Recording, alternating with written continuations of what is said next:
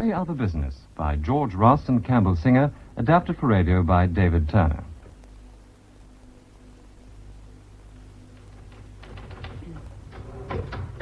Hello, Joyce. Where's the boss? He's lunching with Pickford, Jocelyn and Taylor's representative. Pickford's trying to sell him one of their new lines. Oh? Got a sample of beer. Oh, thanks. Ooh, not bad. Well, they always turn out a decent job. Still, there's a falling market as far as woolen yarn is concerned. I hope he'll be careful. Don't worry, Geoffrey. He knows what he's doing. Well, I wish he'd hurry back. We've got the board meeting at 3:30. He always likes to discuss the agenda for last-minute alterations. All the same, I'm glad to see you alone. I wanted to tell you. Yes? I'm leaving. You're what? I'm leaving. I'm leaving the firm. I see. Because of me? Mainly. I'm afraid I can't cope anymore, working near you, seeing so much of you, and... well, that's all. I'm terribly sorry, Geoffrey. I've told you over and over again. You needn't repeat it. In any case, I have a feeling that even if you did marry me, you'd be committing bigamy. Is that meant to be funny? Well, you know jolly well you've been married for the last 5 years to Henry Armstrong and Sons Limited. In that case, I'm very happy and I refuse to be divorced. Oh, Geoffrey, you know how very fond I am of you. I'm sorry, but as Julian's secretary, I mean something. I'm someone. When are you leaving? I don't know. I shall hand in my resignation at the meeting this afternoon. They'll easily find another chief accountant. Have you put it on the agenda? Oh, no. I shall bring it up under any other business. Ah, there you are, Jonathan. I was just coming to find you. Is this what you wanted, Mr. Harrison? Ah, yes. Your new design already made up. Straight from the loom. Now, what about this, Joyce? Look at it. It's beautiful. Look at the shade and the way it matches the design itself. And how lovely to handle. It's a fine piece of cloth, Mr. Travis. Thank you. One of your best designs, Jonathan. Another winner. We must show it to the board. Joyce, see that Mr. Julian takes it in with him. Right. By the way, Jonathan, how's the other great work getting on? Wonderful. I'm halfway through. Now, where's that bit of paper? Ah, here we are. Now, listen to this. Goosey, goosey gander, whither shall I wander? Upstairs and downstairs and in my lady's chamber. There I met an old man a-saying of his prayers. I took him by the left leg and helped him down the stairs. Much nicer, isn't he? Oh, much. Tell Mr. Julian I can do the design in all weights, but it's best in 18 to 19 ounces. You haven't forgotten the board meeting this afternoon? No, I'll be there. If I can get Humpty Dumpty finished. Bye. Geoffrey, what is this nursery rhyme business all about? Well, I think the old chap's got something. He believes that half the world's troubles are caused by children being brought up on the wrong literature. He says there are more examples of man's inhumanity to man in Grimm's fairy tales than in any other book, but nursery rhymes run them a close second. So he's rewriting them. Well, I hope he does something about what our little boy is made of. I once told the little boy next door I wouldn't play with him because he was made of slugs and snails and puppy dogs' tails. And he hit me. It's nice to know that you were a little girl once. I've always pictured you being born with a notebook in one hand and a pencil, double B, of course, in the other. You have become bitter, haven't you? I'm sorry. I suppose I have. Well, I better get some papers sorted for the board. See you later.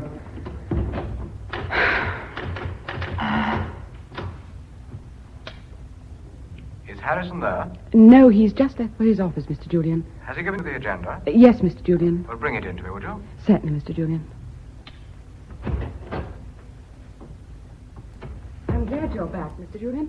I was afraid you might be late. Pickford was a little long-winded, and then I had to look in at the weaving sheds. I'll make out a petty cash slip for my lunch, will you? Here's the bill. And get that order off to Pickford, Miss Anderson. Price 23 and 6, delivery 6 weeks after colouring up. 6 weeks? That's wonderful. Ah. So this is the agenda. Yes, Mr. Julian. Any other papers you need for the meeting are in this file. Good. Are we having a full meeting today? Mr. Stadden is still on the continent, but I saw Sir Norman a little earlier this afternoon in the finishing department. Any word from Mr. Playden? A telegram to say he will be arriving on the 11 o'clock from King's Cross. He should just make it. The train's on time. What about Travis? You'd better remind him. He seemed to remember when he was here a few minutes ago. He came in with his new design. Yes, I've just seen it. Popped in the mill to have a look at it. Wonderful job. Anything else, then? I don't think so. I've put out the cigarettes. I thought we might have cigars today. Cigars, Mr. Julian? I have a feeling this meeting's going to be different somehow. On the other hand, perhaps we better not create a precedent. Cigarettes it is, then. I think so. Well, I'll just finish off that typing, Mr. Julian. Yes, good.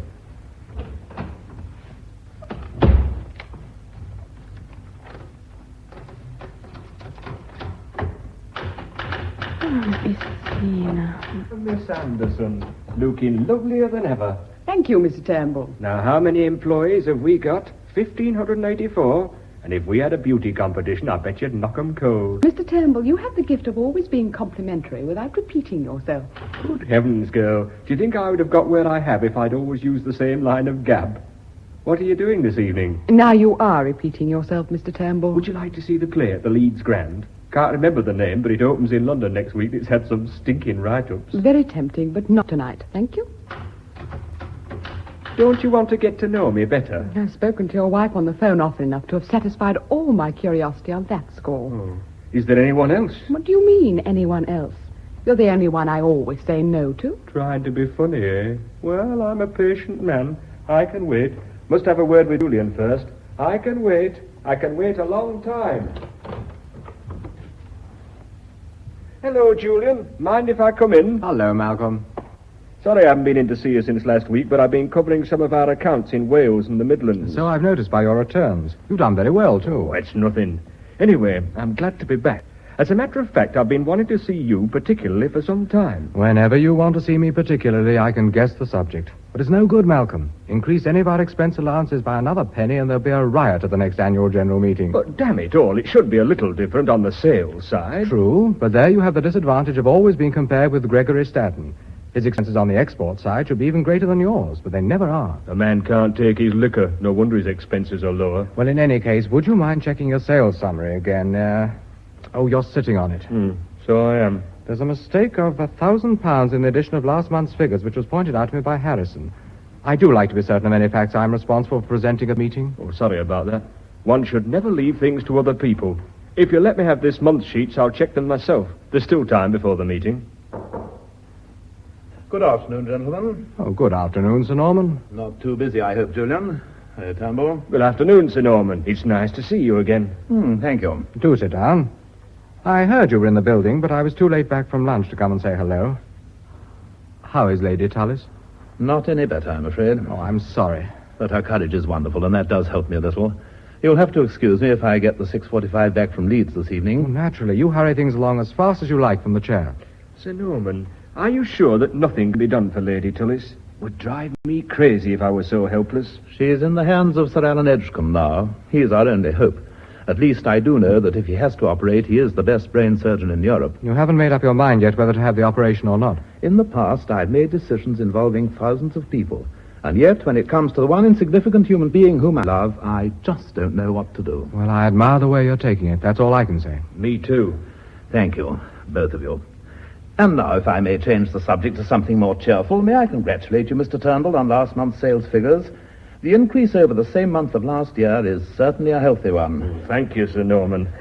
Well, if you gentlemen will excuse me, I promise to check up on some totals here. Yes, we still have a few minutes. Yes, so I'll see you in the boardroom, Sir Norman. Right, Turnbull.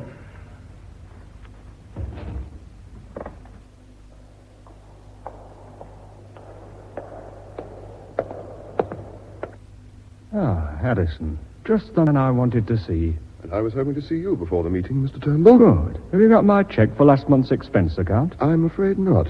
Oh, why not? It's a large amount. I spent the money and I need it. There are 3 items in the account which I'm afraid I can't pass without explanation. Who the devil are you that I should have to explain? You accountants like throwing your weight about, don't you? Would you like to come to my office? The corridor's hardly the place for a discussion of this sort. No. We'll settle the matter here and now. What are the 3 items you've taken such exception to? I didn't say I'd taken exception to them. I'm merely querying them. Querying them, eh? Huh. I wonder what you accountants would do if there were no such word as query. You'd go out of business. Well, what are the 3 items? One is for a 20-minute telephone conversation with your wife when she was in New York last month. I can't recall the second at the moment. The expense sheet's in my office. The third is for a hotel bill, the dates of which indicate a weekend. Now, look here, old chap. If you're going to start querying things simply on a matter of definition, there'll never be an end to this sort of thing. Please, Mr. Turnbull, don't include similar items again. If you don't mind my saying so, I think you include them deliberately, on the principle that if they get through, it's something gained, and if they're queried, there's nothing lost. You impudent blighter. I won't be spoken to like that.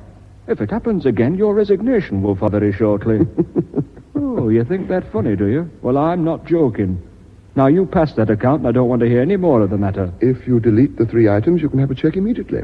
And if I don't? I shall refer it to the board of directors for the necessary authority. Have you gone mad? What's come over you? I'm getting tired, Mr. Turnbull, that's all. It's an exhausting business having to use one's discretion so continuously. Will you come along to my office later so that we can straighten the account out?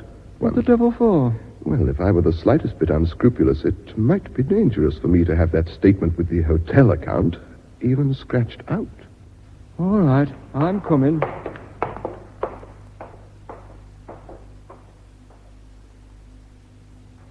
Isn't it time we were starting for the boardroom? You coming, Julian? Yes, Sir Norman. I think we'll go this way. I want a word with Miss Anderson. A remarkable young woman, that's. So efficient and yet so sympathetic. Careful, Sir Norman. Miss Anderson? Yes, Mr. Julian? Remind Dodds and Harris that the meeting's about to begin. I've just rang them, Mr. Julian. You have? Good. Well, I've got everything here in this file. That's all, is it, Miss Anderson? There's this, the sample of Mr. Travis's new design. Oh, yes, we must let the director see this. Have a look at it, Sir Norman. Oh, this is superb. I've never seen anything like it. It's unique. Julian, I want a suit length off the first piece. You shall have it. Well, we'll get along then, Sir Norman.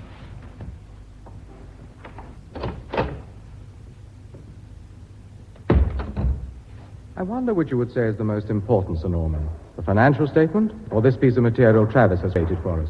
My dear Julian, you don't have to tell me that the success of this company depends largely on having the right goods to sell, and that old Travis always starts us off on the right foot. I'm glad you realize that.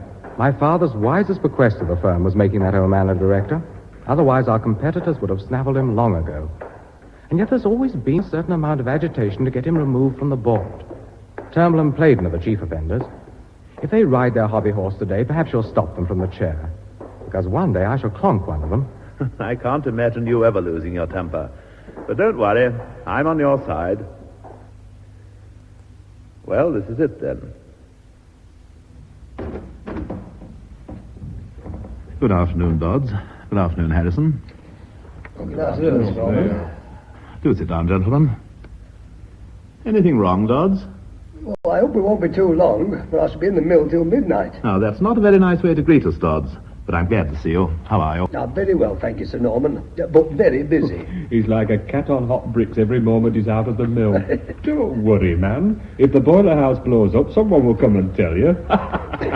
Anyway, you're among friends here, Dodds, so there's nothing to worry about. Well, it's not so easy. 3 months ago, when I was just a plain mill manager, I had to fight you all for everything I wanted. It's very confusing now, having you all as my friends. Oh, come. It must give you a different feeling being a director of an organization such as this.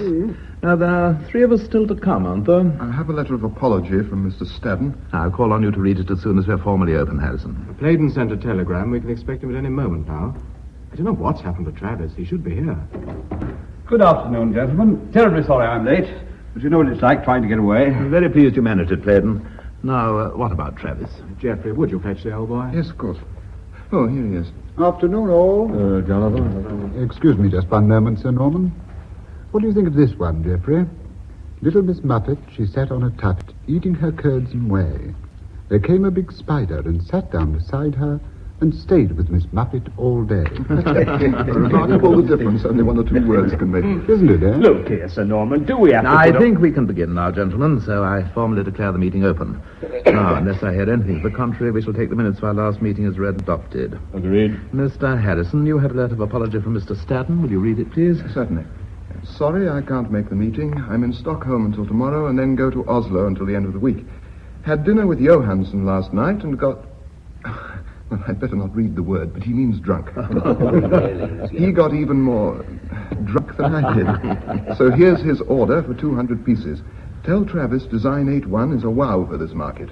6 other orders totaling 318 pieces also enclosed. What's the value of those orders? Between 45 and 50,000 pounds. Not bad. Not at all bad. Very nice indeed, Playden.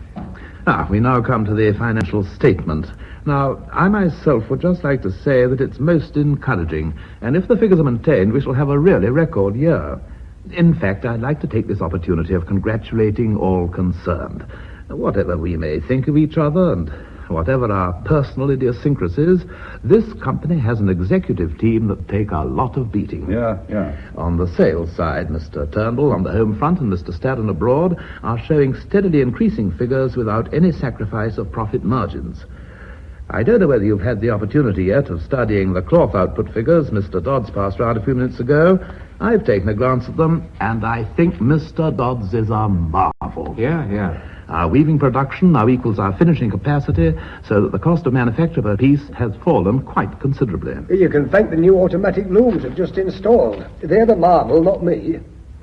I would like also to say a special word about your managing director, Mr. Julian Armstrong.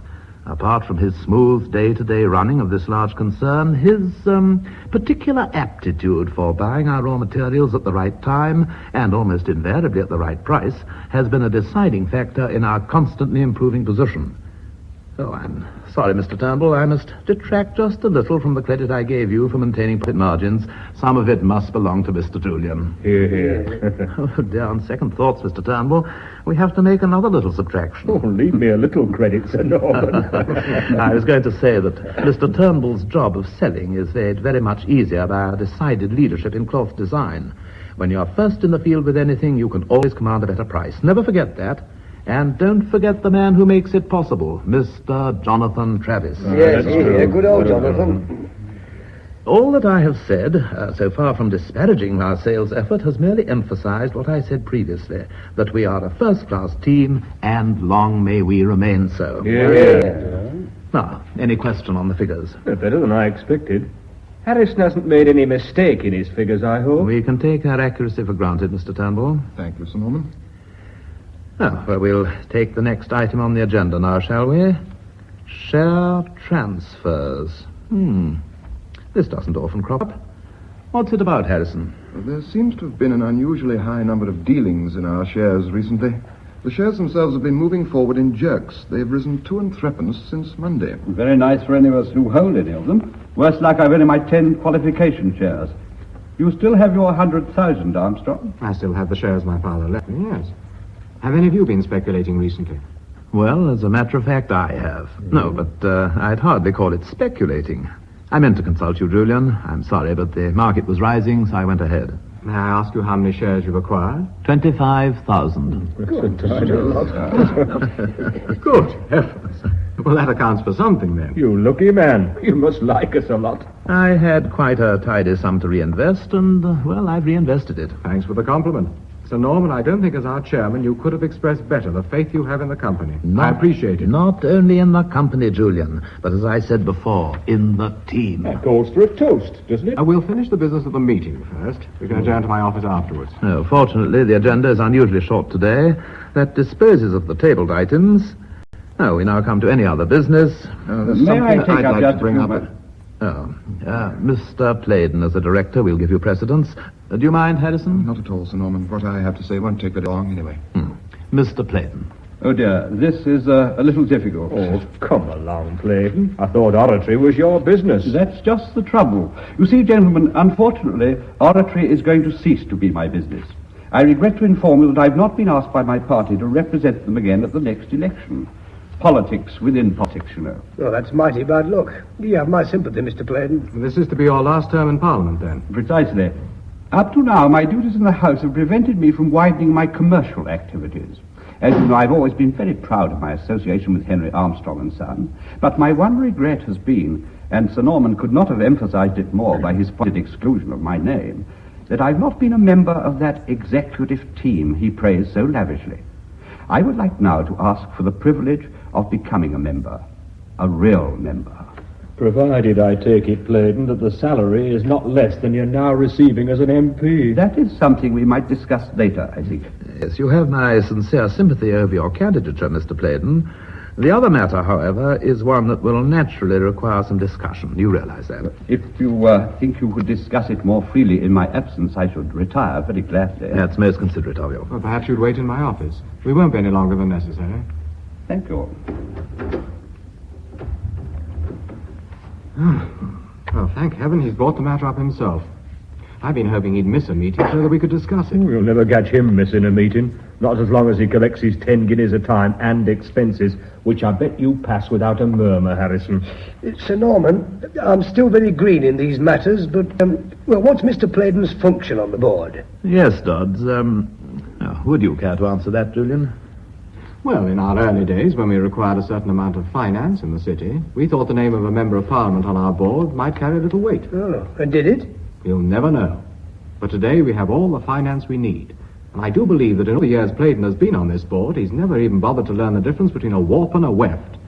I suggest that he severs his connection with us completely. Agreed. Is that your opinion, Mr. Travis? He's a decent chap. I'd increase his attendance fees to 20 guineas a meeting. An excellent suggestion. Are we all agreed? Agreed. Yes. Good. Mr. Harrison, would you be kind enough to ask Mr. Playden for return? Certainly. Well, I hope the man's not too disappointed, but we'll soon see. Well, Mr. Playden, we've discussed your request. Thank you, Sir Norman. I'm afraid you may find our decision a little disappointing. Much as we should have liked your fuller participation in our affairs, there is, unfortunately, no vacancy that exists at the moment, and to create one unnecessarily would, we feel sure, be as embarrassing to you as to us. Oh, dear. However, to show our appreciation of the advice and encouragement we've always received from you at our board meetings, we've decided to double your attendance fees. Hear, hear. Oh, well, thank you, gentlemen. Let me say that you may continue to rely on my advice and encouragement in the future. Thank you, Mr. Playden. Now, Mr. Harrison, I believe you wish to raise something under any other business. Oh, yes, thank you. Well, I'm afraid, Sir Norman, that what I have to say may come as a bit of a surprise. But it's not a decision I've made lightly. I've thought about it. Oh, the devil's that. Haven't you had instructions not to put any calls through when there's a board meeting? I'm very sorry, Mr. Julian, but this is urgent. Mr. Meadows and Mr. Griffiths of Amalgamated Worcesters Limited are in the building and would like to speak either to you or to Sir Norman. Did you tell them that we were at a board meeting? Yes. Mr. Meadows said he knew that, and that was the reason he'd come, because he was anxious that what he had to say should be discussed by you and the other directors, so that he could have an immediate answer. Well, why didn't he write? A letter would have got him an answer as quickly. Just a moment, I'll ask him. He's in reception. Meadows is managing director of Amalgamated Worcesters, isn't he, Julian? Yes. Why this personal call, Miss Anderson? Mr. Meadows says he'll give you his reasons when he sees you. Well, just a moment then, Miss Anderson. Well, gentlemen, do we stand on our dignity and ask them to call back later, or do we unbend a little? It's been a very short meeting, Julian. I don't think there's any harm in seeing them. Agreed. I'm damn curious anyway. Well, in that case, do you see them, Sir Norman, or do I? As he's only their managing director, I think it had better be you. As you wish. Miss Anderson, have the two gentlemen shown into my office. I'll be along in a moment. I met this chap Meadows once or twice at Federation meetings. I can't say that I've cared for him very much. He has the reputation of being the rudest man in Yorkshire. Oh, then I take off my hat to him. Amalgamated are one of the biggest cloth manufacturers in Britain. They're bigger than us. Well, if our figures have gone up, they've done so at Amalgamated's expense. He's probably come here to squeal. Good afternoon, Mr. Meadows. Mr. Griffith? So, this is his office, is it? Mr. Julian Armstrong will be along presently. Will you take a chair? I'll sit when I want to and where I want to. Very well, Mr. Meadows. What you looking at, Griffiths? These patterns, Mr. Meadows, very nice. Bring 'em here. Very fine material. Maybe. Only 1% of the population wears cloth like this. We cater for the 99%. You don't waste time, labor, and machines on fancy stuff. Perhaps not, Mr. Meadows. No, perhaps you don't. Here, take it. Good afternoon, gentlemen. Hello, Armstrong. We've met. This is Griffiths, my financial assistant. I see Mr. Griffiths knows something about cloth as well as finance. I find it pays to be an expert in more than one field. Let's get to business. I don't want to waste your time, and I'm busy myself. I'm sure you've time for a cigar. No, thank you. But I'll remember where you keep them. Now, do you mind if we dispense with these civilities? Mr. Armstrong, during the course of the last week, I have acquired over 40% of the share capital of your company. So Harrison was right, after all. Please go on, Mr. Meadows. There's not much to add, is there? I now make a public offer to your shareholders to sell me their holdings. And in a couple of weeks, Henry Armstrong & Sons Limited belongs to me. And what is your offer going to be? 32 6 per share. Cash. Well, you do mean business. No sense in doing things by halves. 10 and threepence above market price.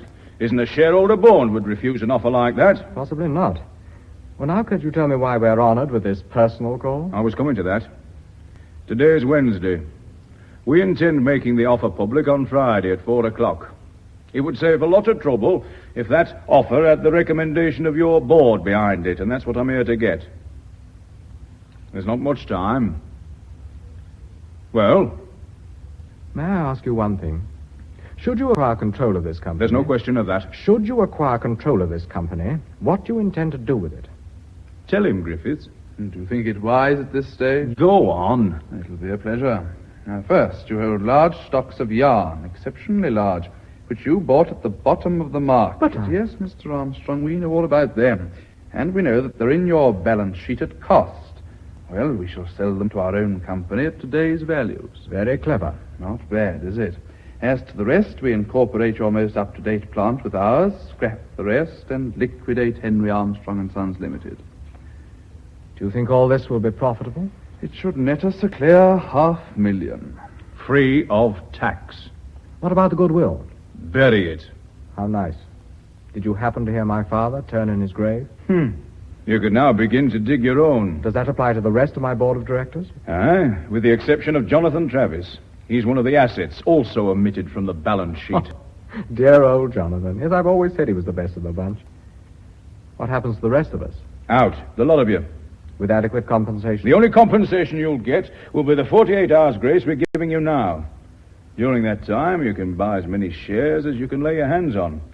You should still be able to show a nice, tidy little profit. If by 3 o'clock on Friday we do not have your reply, then, as I said before, the offer will be made public, and you will have lost your chance, as well as your firm. I have you like that. How pretty. Well, Mr. Meadows, it has certainly been a pleasure making your better acquaintance. I shall, of course, put your proposition before my colleagues on the board immediately, and it will naturally be for them to decide. But I personally shall vote you damned first. Now, Mr. Meadows, as you've already found out so much about our business, finding your own way out of the building shouldn't be very difficult. Good day to you both. I'm going straight back to my office. If you come to a decision this afternoon, you can phone me. Come along, Griffiths. Good day, Mr. Armstrong. Oh, my God, this looks serious. Oh, I'm sorry, Mr. Julian. I thought you'd gone back to the boardroom. I heard the other two go out. Here are the letters you dictated before lunch. There's nothing wrong. Huh? I beg your pardon. Is anything wrong? Well, it depends on how you look at it, really. Mr. Meadows, for instance, wouldn't say there was anything wrong. It certainly didn't take you long to get rid of him. No, it didn't. Well, I must go back now. I'll deal with that mail later. May I ask you something? Of course. Did the board accept Geoffrey Harrison's resignation? Did they what? Oh, dear, I put my foot in it. He must have thought better of it. No, my dear. Your call came in the middle of his preamble. Well, so that was it. But isn't he happy here? Apparently not, Mr. Julian. Oh, damn nuisance, I got used to him. However, it may not matter after all. Mr. Julian, Don't worry. If he does think better of it, I shan't mention it.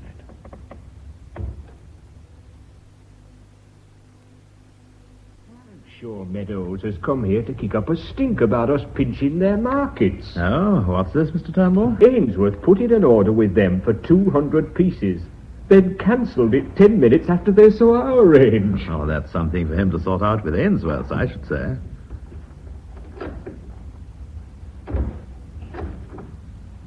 Well, Julian, what does Meadows want? Something serious. What is it, Julian? They made a takeover bid. What the devil? Oh, God. Oh, gentlemen, please. There's no need to get excited until we've studied the bid. But bastards, did you chuck them out of the window? My apologies, Harrison. You were right about the unusual movement in share transfers.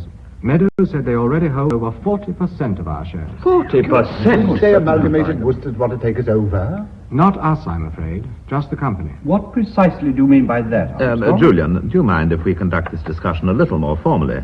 In spite of the interruption, we're still at a board meeting. Now, Julian, would you mind giving us the details? First, how much is the offer? 32 shillings and sixpence per share in cash. And they have 40% of our shares already. Well, that finishes us. Within 48 hours of the offer being opened to the public, they'll have 90%. It does seem as if they mean business. You're not doing so badly out of this, Sir Norman, with those 25,000 you just bought. Malcolm, please let us leave personalities out of this. I myself have 100,000 shares, but that is not the point. When is the public offer to be made? On Friday at 4 o'clock. There's no problem. We can't do anything. He wants the recommendation of this board behind him. Naturally. Without it, he may have to increase the bid, high as it is. Do you mind if we have all the particulars, Julian, so that we may know where we stand? Yes. Yes. You can have it in a nutshell.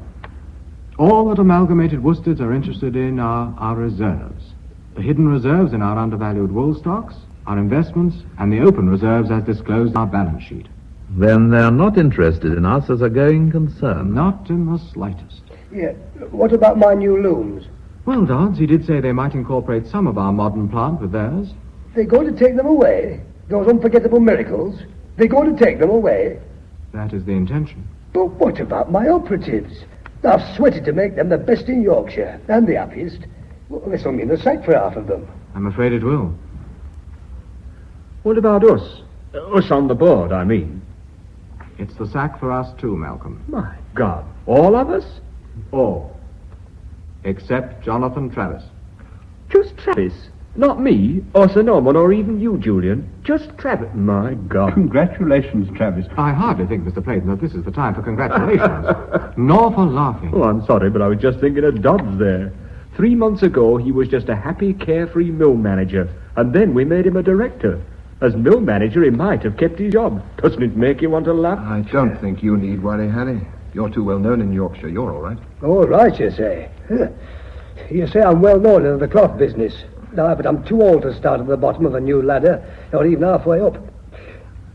Sir Norman, tell me, how is it that a company like this, one of the oldest and most respected in the industry, with huge assets, practically no liabilities, and all that money in the bank, and with all those reserves tucked away, can find itself in a position like this? Well, how in heaven's name is it? Unfortunately, Dodds, it can happen to any company such as ours at any time, and is the one penalty we sometimes have to pay for the otherwise admirable freedom of our financial system, a system which enables the owners of a property or commodity to sell it to the highest bidder. The owners of Henry Armstrong and Sons are the shareholders, something we're all inclined to forget, and the token of their ownership is those scraps of paper called share certificates. In a going concern, the value of those shares is chiefly determined by the amount paid in dividends, in a liquidation by the realization value of the assets. And, Dodds, it would appear from Meadows' offer that we're worth more dead than alive. Dead duck. That's what we are. And those damn vultures are waiting for our carcasses. The trouble has been that we were sitting duck. You will remember, Julian, I have always advocated higher dividends, which would have given our shares a value, leaving little attraction for a takeover bid. Harrison has always supported me, but year by year you have won the day with your arguments of caution. Sir Norman is right. If anyone is to Sir blame... Norman, may I correct a mistaken impression? It's true that I always advised higher dividends. In fairness to Mr. Julian, I wouldn't say that his policy has been altogether wrong. We must remember that in our trade we are utterly dependent on a staple commodity, wool, one which is subject to violent fluctuations in price. And where such fluctuations exist, it's essential to have adequate reserves to act as a cushion. Possibly. Let me state the position as I see it. Our shares today are quoted at 22 3. We have received an offer of 32 6. If we recommend acceptance, those shareholders who are still holding on to their shares will make a very handsome profit indeed. We, as directors, will have to resign or be forced off the board. Oh, by the way, Julian, did Meadows mention the question of compensation? Yes. He said none. None? Oh, well, I do think he's got a nerve. He expects our cooperation and doesn't want to pay for it. He did add that we could take advantage of our knowledge and buy all the shares we could before the public. Would that be honest? Well, it would be typical of Meadows' morality. I don't think we need to discuss that aspect of the situation. There is something I would like to say about it, with your permission, of course. Certainly, Julian. Some of us may be tempted by this speculation, so I would like to sound a single note of warning. Sir Norman will presently ask us formally whether we recommend acceptance of the offer or not. Personally, I'm going to suggest that we fight the offer tooth and nail. Should we win, those who have speculated in our shares are likely to take a severe rap. I won't embarrass you, Julian, by asking you what are the odds against our winning. However, you've made it plain that you're against acceptance. I should like to hear some other opinions. Mr. Turnbull. As I see it, we have very little to gain by giving in and nothing to lose by fighting. So I vote we fight. At least we can hang on to our jobs as long as the fight lasts. Mr. Travis? When it comes to making cloths, amalgamated worsteds are butchers. I'd rather stay here as long as I'm allowed to. Thank you, Jonathan. Mr. Playton, may we hear from you now? Oh dear, this is very difficult. I can't tell you how shocked I've been by this new turn of events. I think it's terrible. It's a pity you won't have time to change the law about these things. May I go on, Mr. Turnbull? I'm sorry. Thank you. I must confess, outside Parliament I have few qualifications for earning a comparatively comfortable living. My only chance, faint as it may be, is that if I vote for acceptance of this offer, Amalgamated Worcesters may show some form of gratitude. And that is what I shall place my hopes in. May I have your views, Mr. Dodds? Well, I don't rightly know what to say. Well, then, may I now formally move the resolution that this board of directors opposes the recommendation to our shareholders that they accept the offer of 32 shillings and sixpence per share to be made by Amalgamated Worcesters Limited, and that the board uses every legitimate means to retain its present control over the assets and goodwill of Henry Armstrong and Sons Limited. Seconded. As the resolution has been moved and seconded, I shall presently put it to the vote. But before doing so, I should like to say a few words myself. There is one thing which each of you have overlooked, and that is that this company does not belong to us. It belongs to the shareholders whose servants we are. Their interest should be your first consideration, and if you ignore that, you may find it more difficult than you imagine to secure another position of trust. Individually, you'll be committing commercial suicide. On whose side are you, Sir Norman? I'm on the side of the shareholders, Mr. Turnbull. On whose are you? I'm sorry, gentlemen, to be so blunt, but in a situation like this, inequitable as it may appear, we must simply ignore all personal considerations.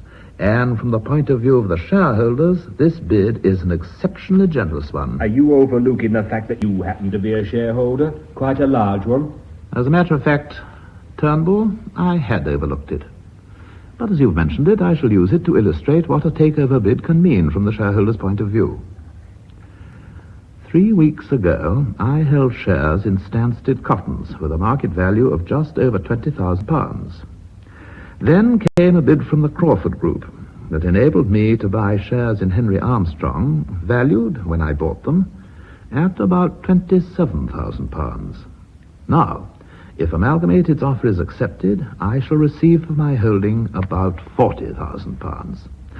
I'm sorry to have to quote my own case, but at least it should point out where the benefit to shareholders lies. And as I keep on reminding you, our first duty is to them. You say our first duty is the shareholders. Don't you think the shareholders have any duty to us? I should say they have. We do the work, after all. They're simply capitalizing on our efforts. We do receive payment for our efforts, Julian. Sir Norman, what about the people who buy our cloth? Don't we owe anything to them? Our quality is a byword in the trade. Our standard's something they can rely on. And we give it to them at a price not very much higher than that muck Amalgamated turn out. And if Amalgamated take us over, they're going to get bigger muck than ever. You have a point there, Dodds. But I don't think it's relevant to the question of ownership of this company or to the benefit of that ownership. Sir Norman, may I ask you something? How strongly do you feel about this? No, Julian. I'm not going to resign my chairmanship. It will be sufficient for me if my vote against the resolution is duly recorded. And I have a feeling that if this resolution is carried, you may need my advice more than ever. Oh, we'll put it to the vote now. The resolution before us is that we fight this takeover bid. Mr. Playden and I are against. Any more against? Those in favour? Julian, Travis, and Turnbull. What about you, Dodds? Well, I don't know sufficient to vote either way. Do you mind if I abstain? In that case, gentlemen, Mr. Julian's resolution is carried. What do you wish to do next? The next step is to implement the second part of the resolution, which is that this board uses every legitimate means to retain control. Here, here.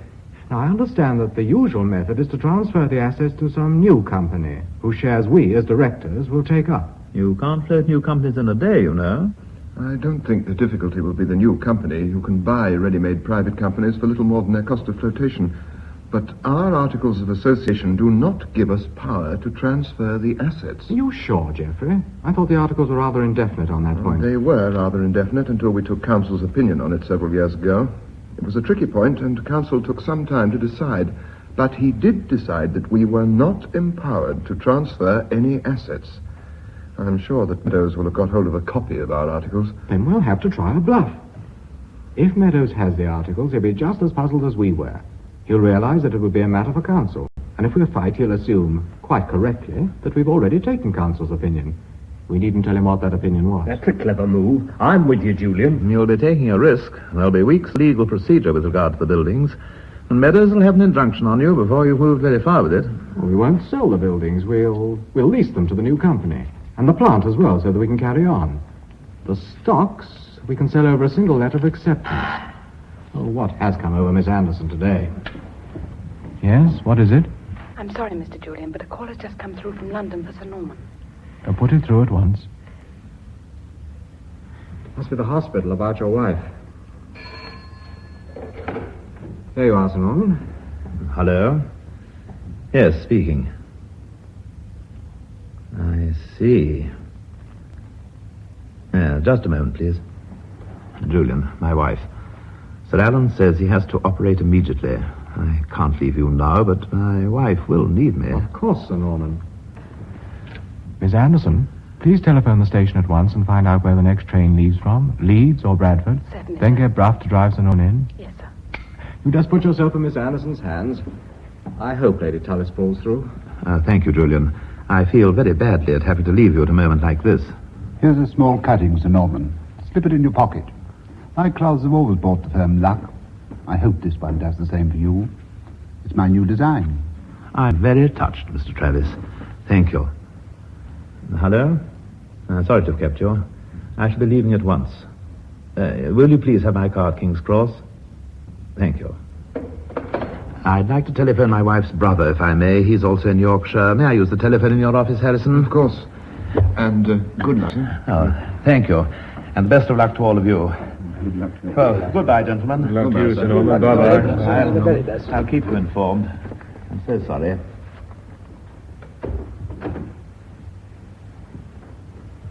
Well, it's a great pity about Sir Norman, but we must not let his troubles make us forget our own.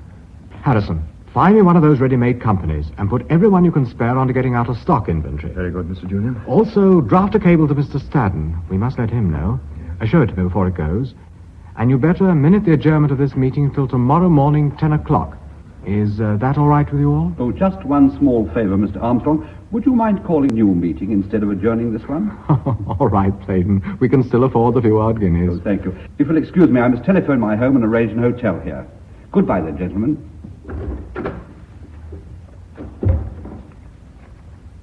And I've got to meet my wife. Damn nuisance, but I suppose I've got to. It'd be too bad if you were to lose your wife as well as your job. That's a matter of opinion. You better get back to the mill, Dodds, and clear up what you have to do. But don't go home yet in case I need you. Shall I wire the place for a charge of dynamite? Well, not yet, anyway. You're still the boss. Well, Jonathan, haven't you got a new nursery rhyme that fits this little situation? I've started on one. Which one is it? Old Mother Hubbard.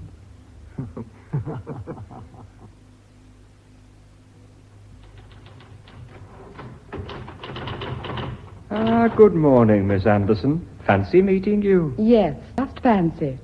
I hope you enjoyed the play last night. I should have enjoyed it more if you'd been there. I'm afraid I was a little too preoccupied last night. What about taking my mind off things this evening? You're an incurable optimist, aren't you? But the answer is still no. Don't you want to live? Yes, very much. Then don't confuse life with living. Life is only about 10% of living. In your case, I should say about 90%. Oh? Yes. The lower the animal scale, the higher the percentage. Isn't that so? Don't worry. You change your mind. I can wait. Oh, morning, Harrison. Morning, sir.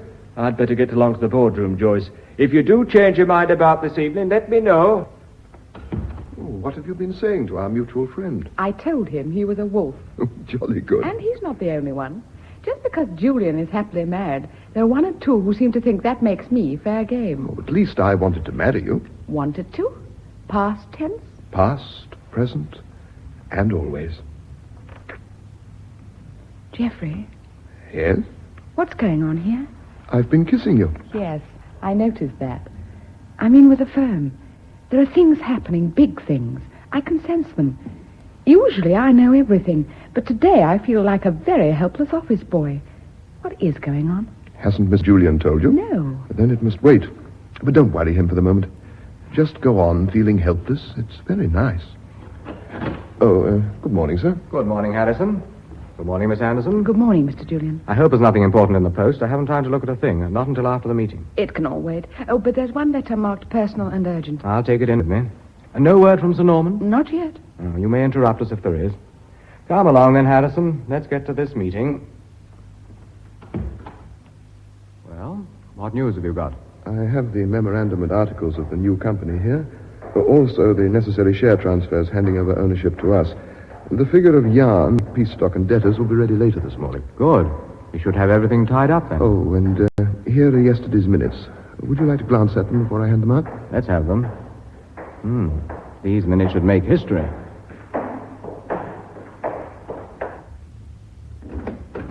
Morning, Turnbull. Dodds. Morning, Julian. Morning, Mr. Julian. Ready for a start, are we, everyone? Seen this? Bloke in the Yorkshire Post says we must be going to declare an increased interim dividend. Oh, where do they get their information? 2 and 2 make 4, even in Yorkshire. What are our shares? 9p up on yesterday. That means Meadows has got a few more. Good morning, everyone. I hope I'm not late. Come on, Plain. We're just beginning. This is interesting. This letter marked urgent. It's from Meadows. Meadows? That fella's making a nuisance of himself. What's he got to say now, A Julian? nuisance. Just listen to this. I know all about Council's opinion on the disposal of your assets. What? Oh, no, that...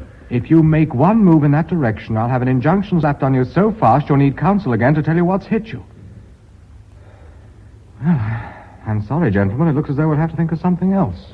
Mr. Julian, I may not know much about company affairs, but I can tell you one thing. There's a bloody traitor among us. It looks like it, doesn't it? And whoever it is, it must be the same person who disclosed our reserves to Meadows in the first place. And that person is on this board. Precisely, Jonathan. That's a nice way of excluding yourself, Harrison. Not at all. I've certainly had the same opportunities as you, Mr. Plain. And what exactly do you mean by that? Gentlemen, please. If we're going to have a slanging match, and I suppose it's unavoidable, at least let us do it in order. Very well, then. Are there any suggestions as to who this traitor in our midst might be? This is no joking matter, Julian. Until you find this traitor, you cannot move one single further step to avoid the takeover. Oh, damn it, Jonathan. Look at us. Look at the faces round this table. There's Turnbull, Plain, Sir Norman's not here, myself, Harrison, and Dodds. There isn't one of us who hasn't been with the firm less than 10 years. Take another look, Jonathan, because we've trusted each other implicitly up till now. But one of us is a traitor, and we have to find out who it is. Oh, dear. I now realize my limitations as vice chairman. I wish Sir Norman were here. Maybe it's a blessing that he isn't. Because I'd bet my bottom dollar that he is the nigger in the woodpile. No, really, Mr. Turnbull. On a point of order, Mr. Julian, this meeting has not yet been formally opened. Would you like this discussion to be continued informally or as part of the meeting proper? Any decision we come to will have to be dealt with formally, so we might as well deal with the discussion in the same way. Very well, gentlemen. In Sir Norman's absence, I declare this meeting open. I think you've all had time to read the minutes of yesterday's meeting, handed round to you by Mr. Harrison. May I take them as read, and will somebody move their adoption? I do. Seconded. Now to the main item. Mr. Turnbull has said that he believes Sir Norman Tullis is responsible for this company's unfortunate predicament. No doubt you've got good reasons, Malcolm. What are they? A, the 25,000 shares he bought so very opportunely. B, he said nothing about them until you, Julian, mentioned the rise in price of our shares. And C, he's voting in favor of accepting Amalgamated's offer. And if those 3 reasons aren't sufficient to hang him, I'll give you another 1 or 2. And I'll give you 3 reasons why it wasn't, Sir Norman. I'm glad you're waking up at last, Travis. What are your 3 reasons? A, Sir Norman was your father's friend, Julian. B, Sir Norman is on the board of quite a few other companies, including a large merchant bank in the City of London. And he wouldn't dare risk his reputation by doing something like this. And see, I just don't believe it's him. I've given you 3 concrete reasons. You've mentioned 3 abstract assumptions. Oh, don't be silly, old man. Reasons are not evidence. You'll learn that as you get older. If it's reasons you want, I'll give you a reason why it could be any one of you here. Aren't we treading on rather dangerous ground? In what way? Slander, defamation, or whatever. I dare say we can risk that, Clayton. All right, I shall find the proceedings very interesting. Good. And to make them more interesting still, I think we'll start with myself. Come along, Jonathan. What are the reasons why I could be the traitor? The 100,000 shares you hold, Julian. If this deal goes through, you'll be making over £50,000 profit. That's a lot of money. I voted against acceptance. The reasons why it should not be any of us are bound to be better than the reasons why it should be. Oh, that deals with me. What about Turnbull? You got any reasons for him? Oh, yes, quite a good one. Well, come on, out with it. Mr. Turnbull would sell his soul for a more liberal expense allowance. Now, look here, Travis. I'll not stand any more nonsense from you. Now, take that back, damn you. Take it easy, Malcolm. Jonathan happens to be in order. Then will it be in order for me to say why it could be him?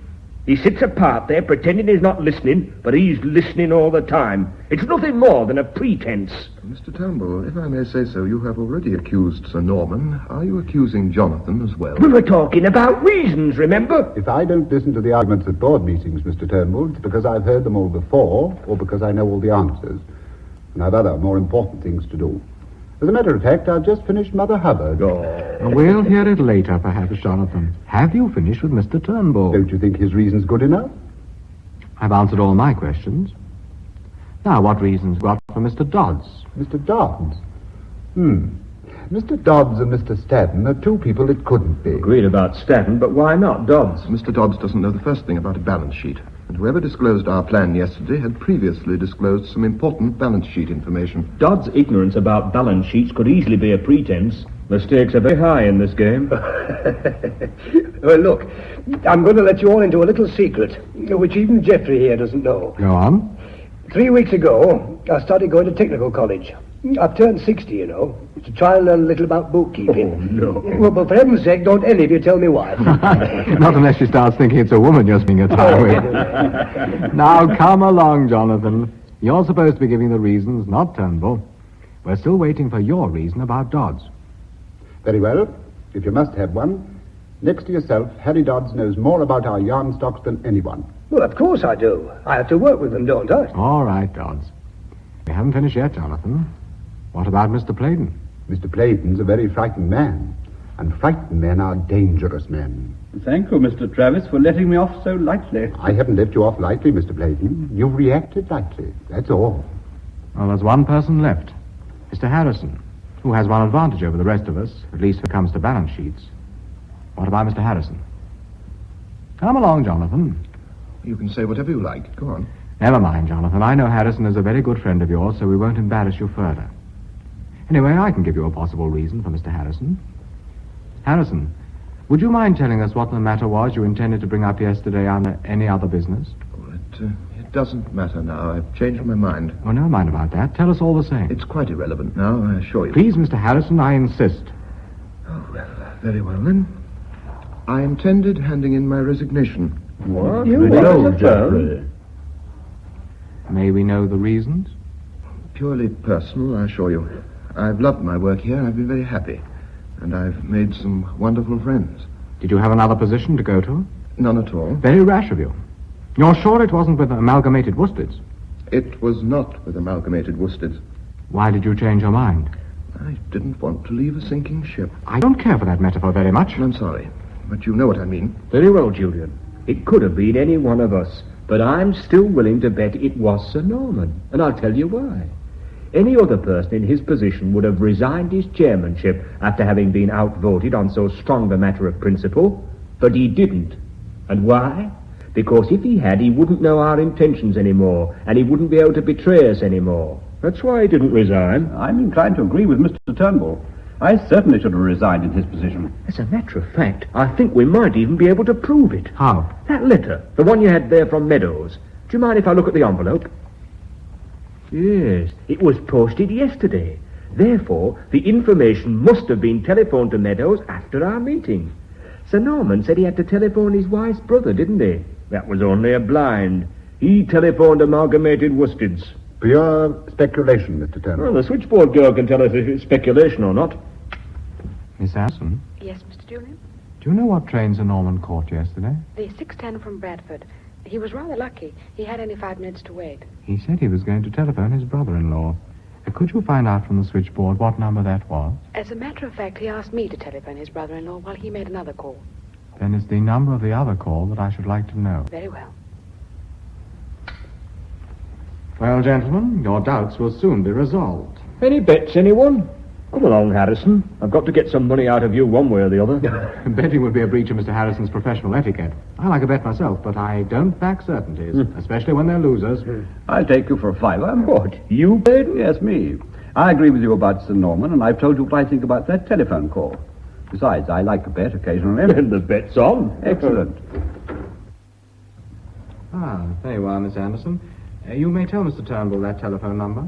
Sir Norman asked for the number of Amalgamated Worsteds and for Mr. Meadows. Is that all? Yes, that will be all. Thank you, Miss Anderson. Well, what do we do now? There's only one thing to do. Remove the bastard as chairman and kick him off the board. £5, if you don't mind, Clayton. Yeah. Thanks. Kick him off the board, that's all we can do. Can anyone suggest an alternative? On a point of order, you have the power to remove Sir Norman as chairman, but only the shareholders can remove him from the board. In that case, I propose the following resolution. Take this down, Harrison. Yes? This board considers that Sir Norman Tullis has not acted in the best interest of the company in matter of Amalgamated Worsted's bid for the control of its shareholding, and resolves that he shall no longer be chairman of this board. It is further resolved that the secretary be instructed to write to Sir Norman accordingly, suggesting that he should offer his resignation from the board. Have you got all that? Would you like me to read it back? Not unless it isn't clear to any of my fellow directors. I don't think it will be necessary, Malcolm. I couldn't have expressed it better myself, or more tactfully. Well, gentlemen, you've heard the resolution proposed by Mr. Turnbull. Will anyone second it?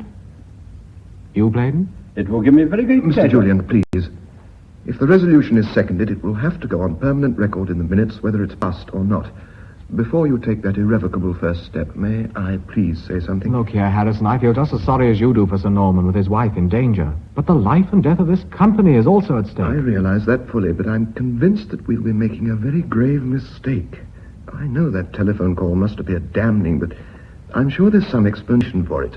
And we ought to have the courage to demand it in Sir Norman's presence instead of sacking him in his absence. We're wasting time, Julian, and it's sheer presumption on Harrison's part to talk like this. He's not a director of the company. I'm sorry, Harrison, but Turnbull is right, you know. Well, then before you decide, let me say one more thing. I have a plan to suggest, one that could possibly avert the takeover. Avert it? Yes. Oh. Well, if you're right about Sir Norman, that is, who is not here and will not know of the plan. If you're wrong about him, and the traitor is one of us, then the plan will fail. Harrison, as we're now reduced to clutching at straws, we'll be glad to hear any suggestion that gives us the remotest chance. I shall therefore ask Mr. Turnbull to withdraw his resolution. Oh, very well. Go ahead, then. Thank you. First of all, I'd like to acknowledge inspiration for my plan to Mr. Travis. To me? Yes, Jonathan, to you. It was yesterday when you mentioned that you were working on Old Mother Hubbard. The thought struck me that Amalgamated might easily change their minds if they were to find the cupboard bare. There's nothing about finding the cupboard bare in my version. You know that. I refuse the acknowledgement. Well, then thanks all the same for the negative inspiration. Mr. Julian, how well do you know Pickford? We bought millions of pounds worth of yarn from his firm. He's become a very good friend of mine, socially as well as in business. Would you trust him implicitly? Most definitely. How far would he go to help you? As far as would lie in his power, I'm sure of that. That's fine. Then this is what I suggest. Place an order with Pickford for 3 years' supply of yarn. The first year at today's prices, the second year a shilling or two higher, and the third year even higher still. Now, with an order of that size, we shall have to put down a very large deposit. So large that to find it, we will have to call on nearly all our free cash and sell all our securities. But if the wool market breaks, you'll have us bankrupt within a month. I know. But if Meadows takes us over, the risk of bankruptcy becomes his, not ours. Mr. Julian must, of course, arrange with Pickford that should Meadows be scared off and the takeover not materialize, then the whole transaction is to be cancelled. But that is collusion. It is, indeed. That's why I asked if Pickford could be trusted. Well, he can be trusted, all right. Now, let me think. Yes, if we get rid of our cash and securities, it will remove the cream of the whole takeover objective. And the order itself will place a 3-year halter around Meadows' neck, whereas he wants a quick jump in and a quicker jump out. Harrison, I take off my hat to you. I think it's worth trying. Thank you. Well, then, can I have half an hour to work out the value of our securities at today's market prices so that I can arrive at a final cash figure? I'm sure you'd all like to know it. It will have to be after the meeting, so I'll send each of you a memo if you're still in the building. Good. Now, let's get this plan agreed. Well, gentlemen, I personally think the idea is an excellent one, and we shall owe Mr. Harrison a tremendous debt should it be successful. Yeah. May I ask one thing? Mr. Harrison, I too admire your ingenuity, but it all sounds a little too facile to me. I'm sure there's a catch in it. Now, do you really think that Meadows will be so foolish as to believe that order to be genuine? That, I admit, is the catch. Not what Meadows believes, but what, if anything, he's told. If he's not told of our little arrangement with Pickford, then the transaction, as far as he knows, is a perfectly proper one. Crazy, perhaps, and motivated by sheer spite on our part, but absolutely legal. And there'll be nothing whatever that he can do about it. On the other hand, if Meadows is told that the transaction is a collusive one, well, he'll very quickly have an injunction on us setting it aside, and that'll be the end of that. That's why I said it all depends on whether the traitor is with us in this room now or not. Thank you, Harrison. We shall learn that soon enough. Well, gentlemen, is it agreed that we go ahead and meet again tomorrow for the result? Agreed. Agreed? Yes, I agree. I agree. Agreed, then.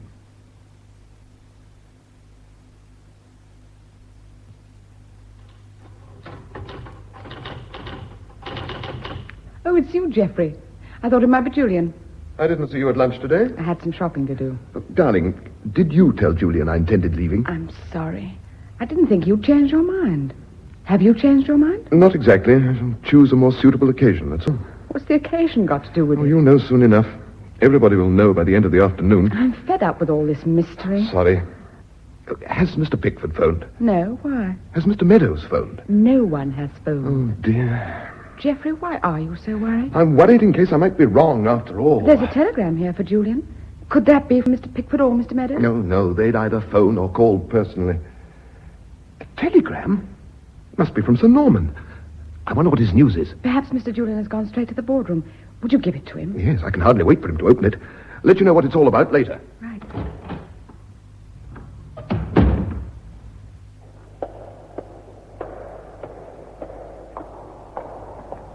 Good afternoon, Mr. Dodds. On the way to the boardroom? Yes. You know, I've been thinking about you ever since yesterday. I'm sure you're barking up the wrong tree. We'll see.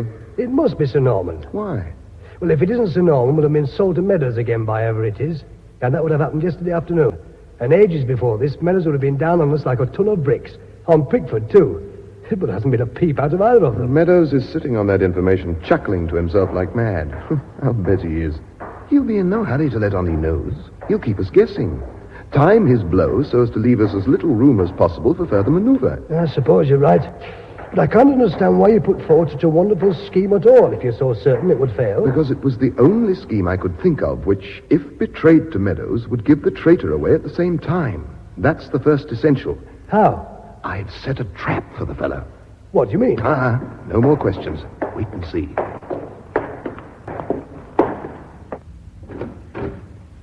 Come along, you two. We're all here. We can start. Oh, this telegram has just come for you, Mr. Julian. Thank you. Meadows, is it? No, Sir Norman.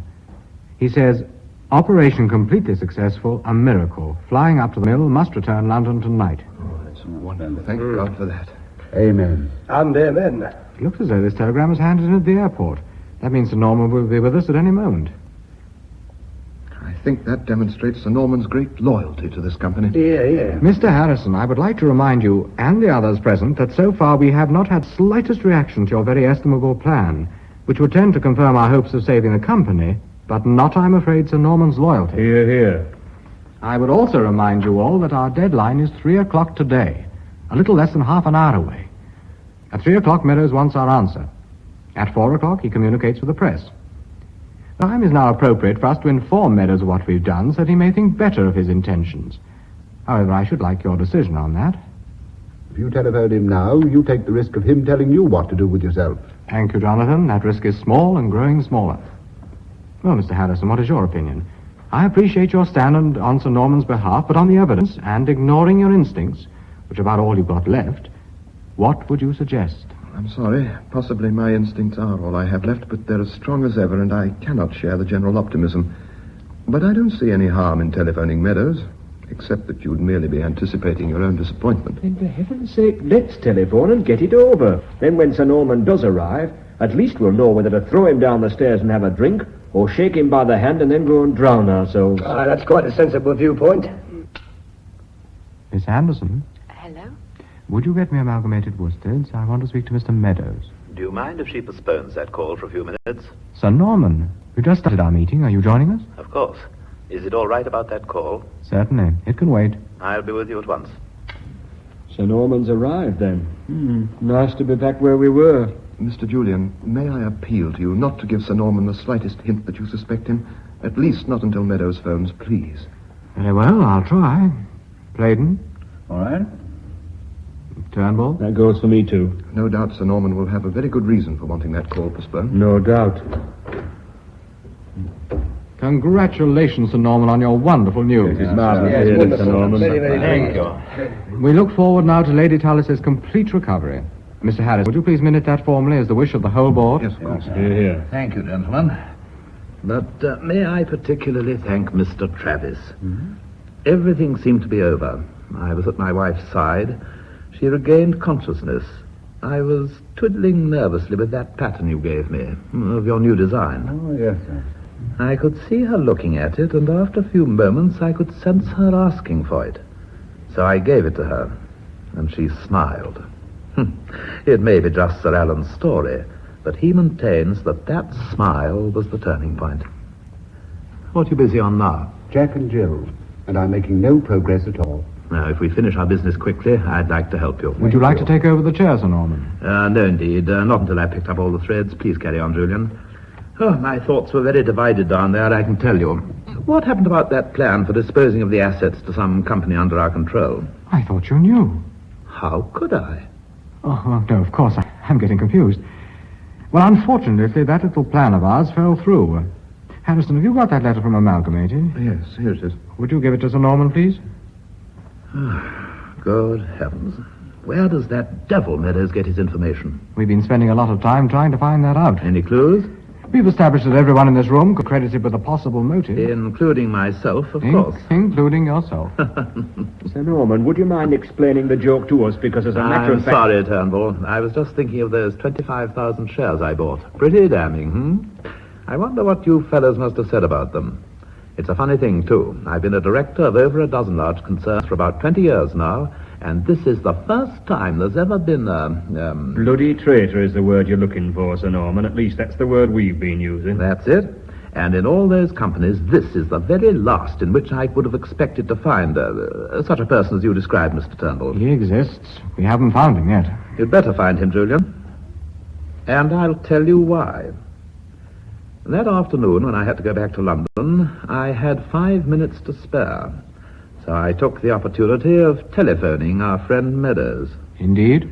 I took it upon myself to suggest an amalgamation of our joint interests rather than the complete swallowing up of one of us. Amalgamation with Meadows? Yes, Julian. The great advantage of most takeover bids is the pooling of executive brains and technical resources, leading to all sorts of new ideas. Meadows has a good team behind him, too. Working together instead of in competition, these two teams would be capable of some great achievement. I'm afraid I can't agree. Neither could Meadows. All he was interested in was the capital gain. And with us out of the way, he boasted he would make bigger trading profits as well. Meadows was quite rude about it. So rude, in fact, that I made up my mind I'd move heaven and earth to stop him. The moment my wife was out of danger, I spent every possible moment I could away from her bedside trying to find a way. And did you find one? I think so. But I don't intend to take any chances. I've enlisted the help of some very good friends, and I certainly wouldn't dream of committing them unless I had as much faith in this board as I had 2 days ago. That is why we have to find this traitor. That's good, Sir Norman. Julian, I think the time has come for some plain What is it? I have Mr. Pickford on the telephone. He says it's urgent. Pickford. Put him through. Hello, Jack. I see. No, I understand. I'm very grateful to you for having tried. Oh, I'm sorry, gentlemen, but our traitorous colleague has struck again. Oh, What's that? Sir Norman... yes, Jack?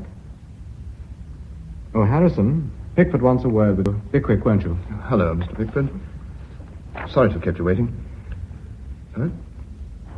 Oh, that's wonderful. I told you it'd work. And what's the figure? 330,000. I can't tell you how grateful I am for your cooperation. Look, would you mind repeating that figure to Mr. Julian? Goodbye, sir. Thank you. Here, Mr. Julian. Thank you. What? £330,000. Yes, I've got it, but... Oh, all right. Fine. What's all this about, Harrison? May I know, too? Sir Norman, I've no idea what that last bit was about, but I must explain that call from Pickford. You see, when the first scheme fell through, we decided on another, very cleverly concocted by Harrison. The plan was to frighten Meadows off by loading this company with an enormous contract with Pickford. The deposit was to cost all our securities plus most of our free cash. It was all laid on with Pickford that if the plan worked and Meadows pulled out, then the contract was to be cancelled and the deposit refunded. I see. Very neat. And Meadows duly discovered it was all prearranged. And there's something about all this that I can't understand. Your first plan had been betrayed, yet you straightaway proceeded with another which equally courted the same fate. Why? Well, the fact of the matter Mr. is... Julian, it was my plan. Do you mind if I explain? Not at all. Thank you. You said, Sir Norman, that this plan of mine courted equal betrayal. That wasn't quite so. The chance of betrayal was only 6 in 7. I thought you were a bookkeeper, Harrison, not a bookmaker. How do you arrive at these odds? There are 7 of us in this room, and as Mr. Julian pointed out a moment ago, every one of us had a possible motive in betraying the company's affairs. You were in London, so there were 6 little nigger boys left. The traitor could have been one of us 6, or it could have been you. There you have the odds. What would you have done, Sir Norman? I think I should have taken the same chance that you did. Thank you. At the same time, I took another chance with somewhat better odds. It was that of discovering who the traitor was. And have you, Mr. Harrison? We may know that in a moment. Gentlemen, I must ask your indulgence for a certain liberty I took. After Mr. Julian had made all the arrangements with Pickford in connection with the scheme, I called on Pickford myself. You did? What did you say to him? I told him that there was the possibility of the scheme being betrayed to Meadows. It wasn't a pleasant thing to say, but it had to be said. And that if it were betrayed, Meadows would of course get onto him at once and warn him off. I suggested that if this did happen, he should bluff it out. Tell Meadows he was talking slanderous nonsense, that sort of thing. Meadows would get very excited, call him all the names under the sun, and insist that he knew damn well this transaction of ours was funny. And so it was. Did Pickford agree to do all this? He came with me all the way. He was absolutely wonderful.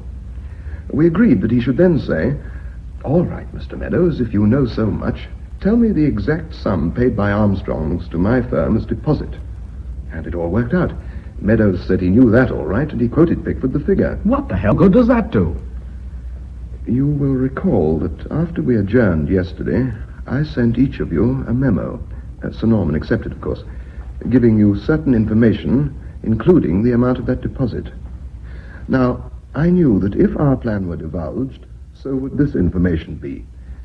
So I took it upon myself to supply each of you with a different set of figures.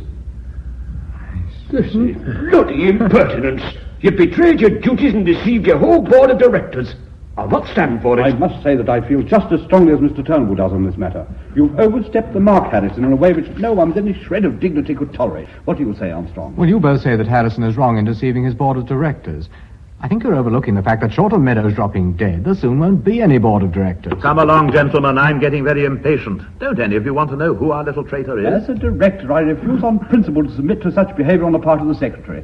Will you please take some action, Mr. Armstrong, or I shall walk out of this boardroom. I'm sorry, Mr. Bladen, but I would say that Harrison has shown a splendid initiative. And what is more, if there was any point to it, I would move that he be invited to join this board as financial director. Here, here. Well, I'm all for that, but I don't understand where all this initiative of Jeffrey's gets us now. Remember my phone conversation with Pickford a moment ago? And what it was I asked him to repeat to Mr. Julian, £330,000? Yes. Well, that was the figure Meadows had quoted to him as proof that he knew all about our plan, the amount of the deposit. But remember that I'd given each director different information as to how much that deposit was. Only one man here could have divulged to Meadows that particular figure of £330,000, Harry, because only one man had it to divulge. Mr. Julian, I wonder if you would kindly take this envelope. It contains a list of the directors' names, and against each the separate information I gave them in my memos. Will you please look at the list and tell the board against which director's name is the figure of £330,000? The name, gentlemen, is Charles Pladen. Pladen? Good. Dirty swine, Pladen. I'll smash those blasted teeth down your throat. Mr. Turnbull, apart from Grimm's fairy tales, what did you read when you were a boy? Look what this dirty blighter has done to us. He's ruined us, and he's not going to get away with it. If he's going to enjoy his ill-gotten gains, he's going to do so in hospital. Get out of my way! Turnbull, we'll have no violence. Miss Anderson, you're gradually developing the habit of disturbing us at the right moment. Who is it now? Mr. Meadows and Mr. Griffiths. They're in reception. Well, gentlemen, this is it. That's all right, Julian. I asked them to call. I sent them a telegram at the same time that I sent yours. I have another proposition to make to them. Just a moment, Miss Anderson. I'll call you back. Well, Pladen? Do you mind if I go now? One moment, Mr. Pladen. I intend having our two friends from Amalgamated brought in here in a moment. They may need your open support this time. You wouldn't prefer to stay? With your permission, I would prefer to leave. Mr. Pladen, just a small matter of procedure first. Our future existence may be a little short, but we like to have things right. Do you intend resigning, or do we have to kick you off the board? You can rely on receiving my resignation. Thank you. Good day to you, gentlemen. Good day, Mr. Pladen. Julian, do you mind if I take over now? Not at all, Sir Norman. Very good. Let's have Meadows in. Miss Anderson, bring Meadows and Griffiths here to the boardroom. Certainly, Mr. Julian. Well, what does he say? He wants me to take you to the boardroom. Well, let's get along there. We haven't got all day. Come on, Griffiths. This way, Mr. Meadows. Mr. Meadows? Mr. Meadows? Oh, it's you. Miss Anderson, I would like a word in private with these two gentlemen. I won't keep them long. Certainly, Mr. Pladen. I'll wait up the corridor. You fool, we're not supposed to know each other. I'm sorry, but they've just found out that I was the source of your information. I thought you'd better know. Then you're a bigger idiot than I took you for. Mr. Meadows, may I see you before I return to London to discuss that position you promised me? Mr. Pladen, a man who betrays once for money will betray again for the same reason.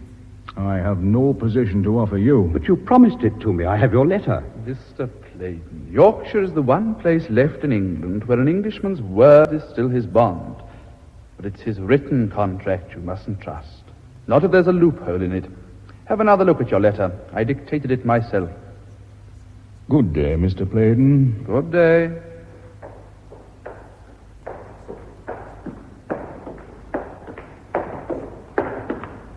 Come along, miss. Where's this boardroom? Just here. Right. Now, Griffiths, watch these other worms squirm. Or turn. Aye. Or turn. That's right. Good afternoon, gentlemen. Would you please be seated? Good afternoon to you all. I'm Sir Norman Tullis. Mr. Armstrong, I believe you've met, and these are my other colleagues, Mr. Dodds, Mr. Harrison, Mr. Turnbull, and Mr. Travis. I would have liked you to meet Mr. Pladen as well, but unfortunately he's just been recalled to London. I'm Meadows. May we cut the cackle and get down to business? That is why I asked you to call. Well, I've nothing to add to my previous offer. The only thing I'm prepared to discuss is the manner of your departure, which I should prefer as soon as possible. We can arrange the details through our respective solicitors if you'd find that less embarrassing. Mr. Harrison, you are an employee of the company. I expect you to remain at your post. It will help matters considerably. I was about to hand in my resignation, and if this board accepts it, there'll be nothing to keep me here. I'd prefer to make things as difficult as possible for you. I'll be in touch with you later. Mr. Meadows, I'm afraid I didn't ask you here to discuss particular matters. Then why are you wasting our time?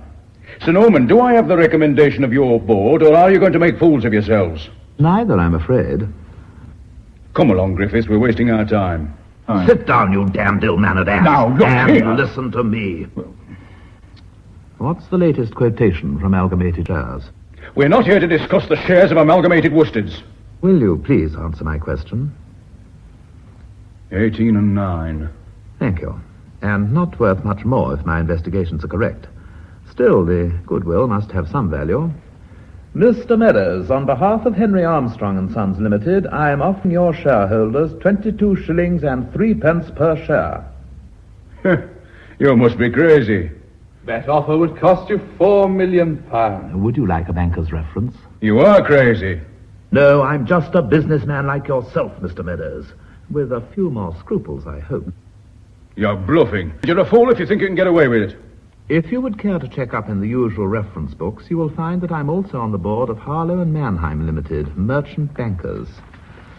I have here a certified minute of that board, placing $4.5 million at the disposal of Henry Armstrong and Sons for the purpose I've stated. See for yourself. Oh, look here, can't do things like... Shut up. Oh, by the way, you've got some good men on your board, and when you convey this offer to them, you can tell them we are quite prepared to absorb them in the new organization. With 2 exceptions, of course. Well, Mr. Meadows, our offer to your shareholders will be in the final edition of today's London and Northern papers, unless I telephone them to withdraw it. Whether I do or not is up to you. All I require is that we hear no more of your offer. What about the Henry Armstrong shares we've already acquired? You'd take those off our hands, I assume. No? But if we have to offload them onto the market, we'll lose thousands. Then I can only suggest that you open an account in your ledgers headed Experience and debit it. Unfortunately, it's not allowable for tax purposes. All right. You win. Good. And you accept the terms I've given? I accept. Well, gentlemen, it was very good of you both to have called. Good afternoon. Griffiths, come on.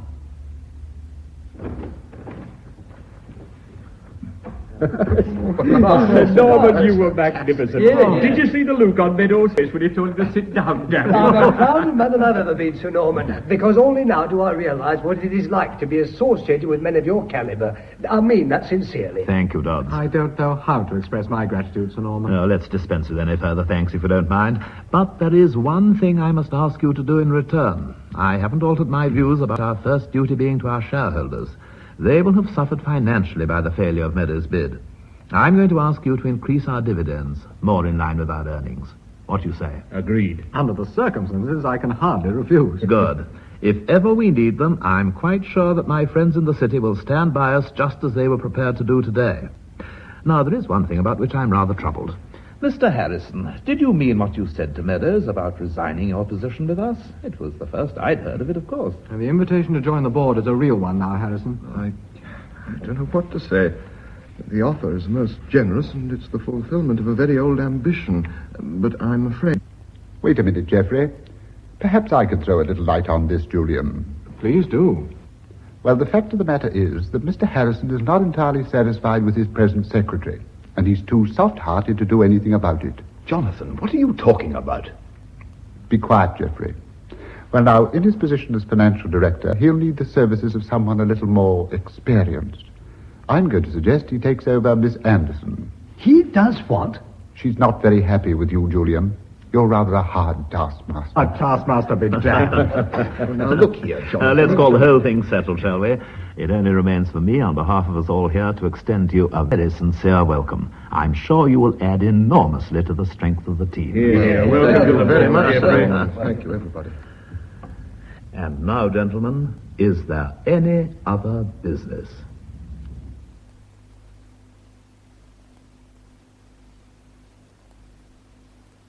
In Any Other Business, the cast was as follows: Joyce Anderson, Judy Parfitt, Geoffrey Harrison, Brian Kent, Jonathan Travers, William Avenel, Julian Armstrong, David Cross, Malcolm Turnbull, Ronald McGill, Sir Norman Tallis, Ross Hutchinson, Harry Dodds, Derek Royal, Charles Payden, John Rudling, Martin Meadows, Tony Steedman, Stanley Griffiths, David Macmillan. The recorded production was by Peter Powell and Hugh Stewart in the BBC's Midland studios and was originally broadcast in December 1960.